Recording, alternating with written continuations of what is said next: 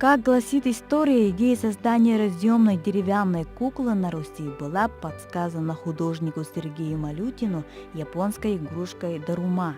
Это была фигура добродушного лысого старика, мудреца Фукурамы, в которой находилось еще несколько фигурок, вложенных одна в другую. А технологию изготовления матрешки российские мастера, умевшие вытачивать деревянные предметы, освоили с легкостью. Посадские матрешки, они отличаются тем, что они методом выжигания и роспись. Вятская матрешка, то есть по регионам уже пошли. Все, значит, регионы подхватили эту моду. Вятская матрешка, она уникальна тем, что она только идет с инкрустацией соломы. Такие матрешки сейчас очень сложно найти, потому что это уже история. Они делают, к сожалению, у нас она тоже одиночная матрешечка. Они вот именно соломкой идут. Значит, особенно у нас продвинулись в изготовлении матрешек семеновские мастера. Семеновская матрешка, она знаменита во всех школах, детсадах. Вот были вот такие вот матрешечки, у них такой характерный цветочный орнамент, да, спиралевидные узоры на косынках.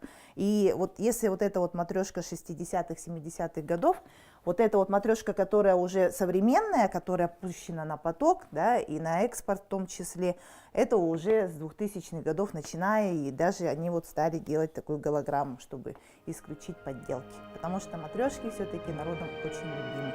В коллекции Майи Мордовской самые необычные матрешки, а самое интересное, мне кажется, это политическая матрешка. Первый Медведев, второй Путин, а дальше Брежнев, Сталин и самый последний Ленин. В коллекции Майи Аркадьевны много игрушек разных национальностей в традиционных костюмах. А ей самой ближе вот эти тверские матрешки. Вот два экземпляра тверской росписи.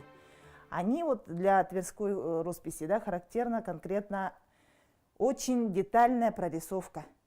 Вот высоко художественная. Вот все-таки вот можно просмотреть каждая матрешечка, да, до мелкой. Оно с очень высоким уровнем мастерства прорисовано. И вот спрашивается, почему без лица? Это тоже своего рода обережная матрешка. Она как бы охраняет дом. То есть это незавершенная. Если бы она была бы незавершенная, да, то, соответственно, тут даже вплоть до мелкой все прорисовано. Это вот именно просто вид матрешки такой. Если приобрести матрешку, она принесет в дом только гармонию и тепло. Аня Васильева, Гаврил Дьячков, Новый день, Якутск.